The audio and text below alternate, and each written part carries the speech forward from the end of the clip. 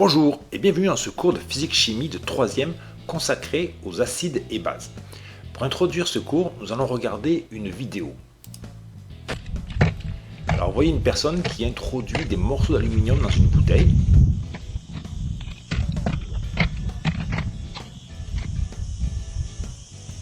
Et ensuite il rajoute de l'acide chlorhydrique relativement concentré. Donc il va fermer bien comme il faut la bouteille, il agite et il laisse agir.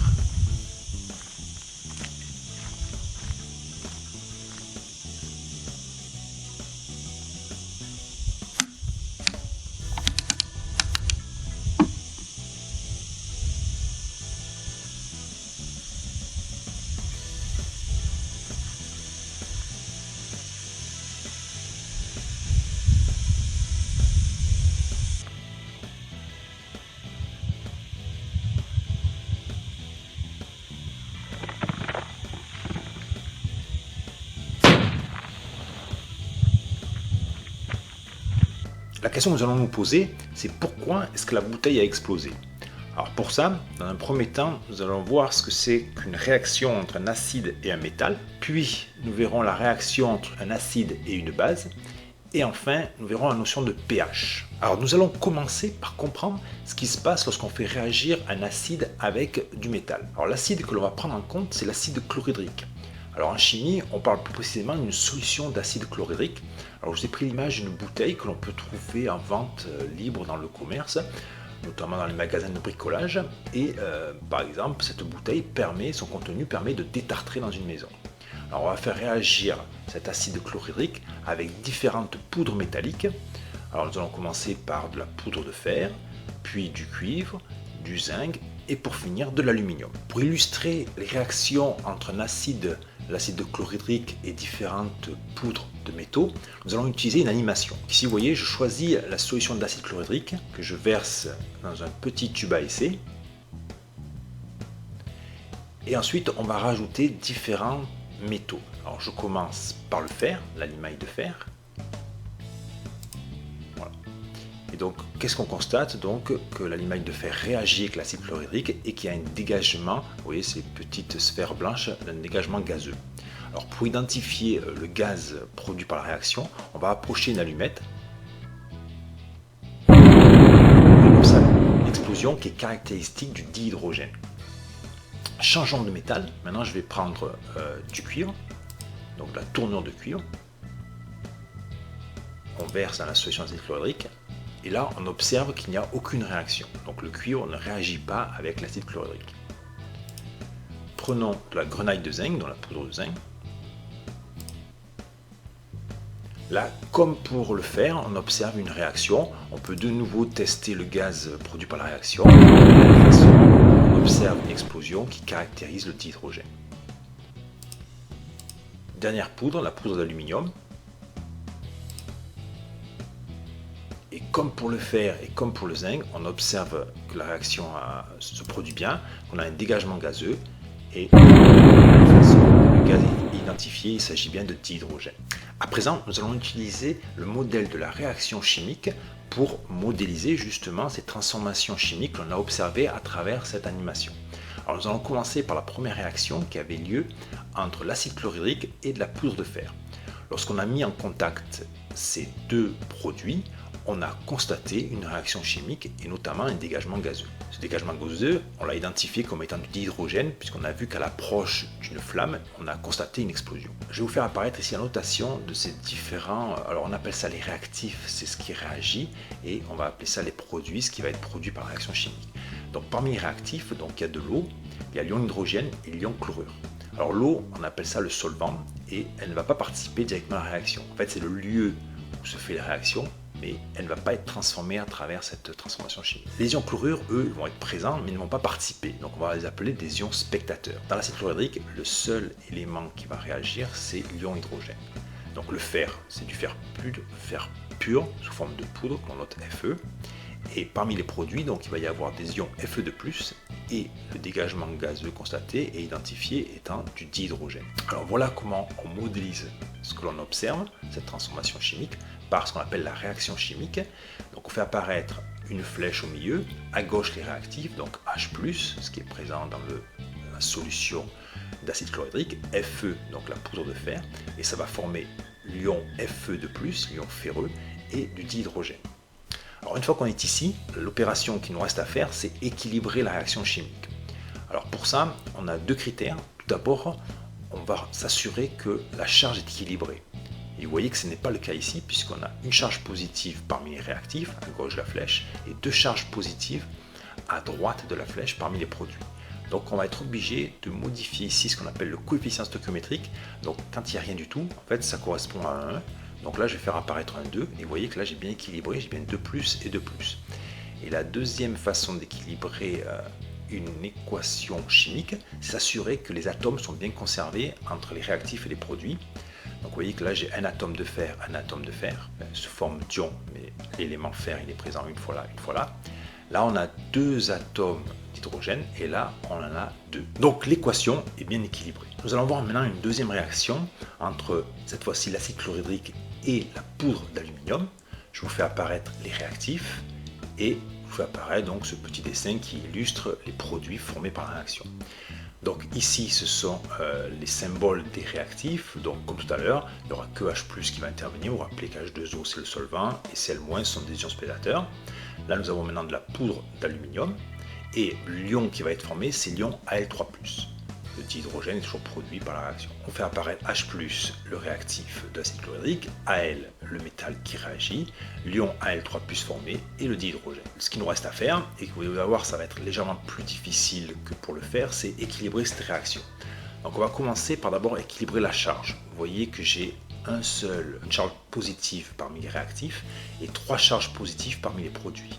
Donc pour équilibrer ceci, je vais rajouter un coefficient 3 devant l'ion hydrogène. Par contre, en faisant ça, maintenant, je vais m'assurer que les éléments ou les atomes sont bien conservés entre les réactifs et les produits. C'est le cas pour l'aluminium. On a un aluminium ici, un aluminium là. Par contre, on a 3 hydrogènes et 2 hydrogènes. Là, je vais faire apparaître un 3,5. Pourquoi? Parce que 3,5 fois 2, ça nous fait bien 3 hydrogènes, 3 hydrogènes.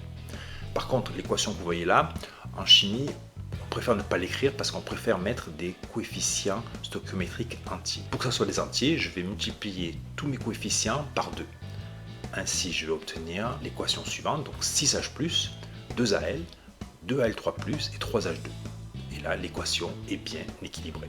Nous allons à présent nous intéresser aux réactions entre acides et bases. Pour introduire ceci, je vais vous montrer une vidéo à surtout ne pas reproduire chez vous car elle est dangereuse.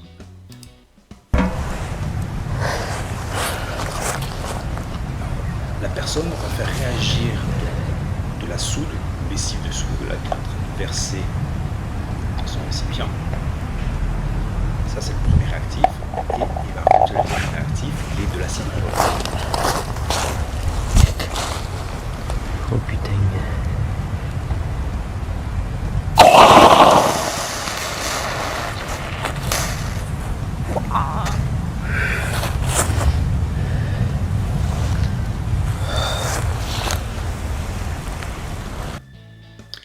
Pourquoi cette réaction est dangereuse?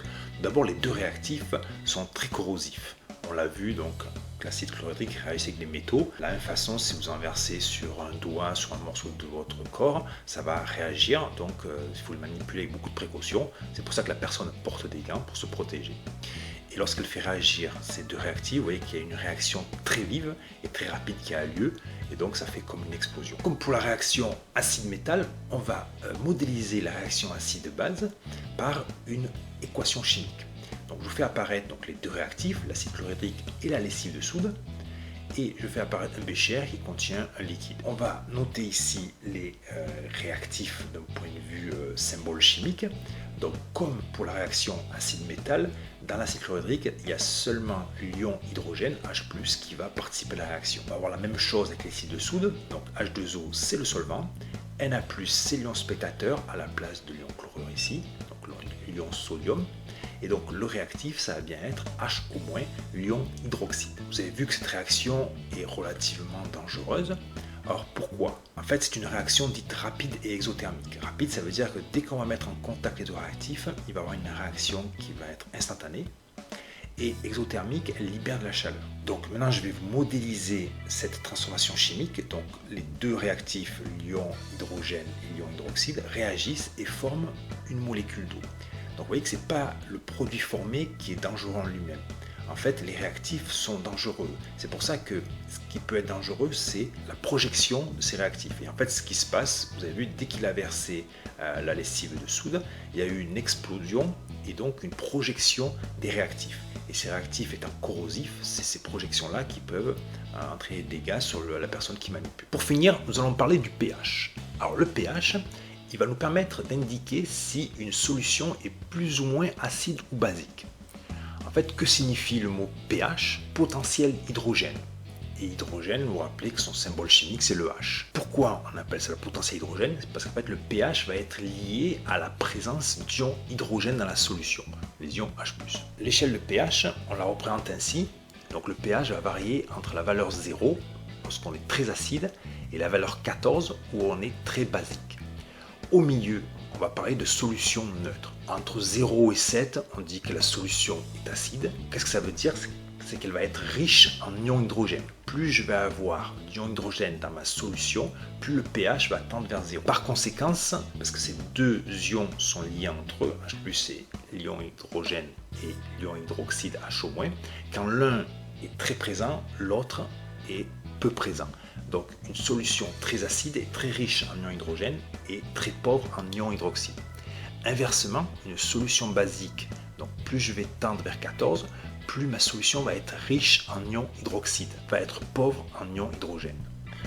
Donc pour se rappeler de ça, notre solution d'acide chlorhydrique, elle a un pH proche de 0, car elle est très riche en ions hydrogène. La solution de soude va être très riche en ions hydroxyde. Comment détermine-t-on le pH de solution? Il y a deux techniques. La première, c'est d'utiliser ce qu'on appelle un papier pH. Donc le principe, c'est vous découpez un petit morceau de papier, vous trempez dans la solution et ce papier va prendre différentes couleurs. Et en fonction de la couleur, on va lire le pH. Deuxième possibilité, c'est d'utiliser ce qu'on appelle un pH mètre, donc que l'on introduit dans la solution.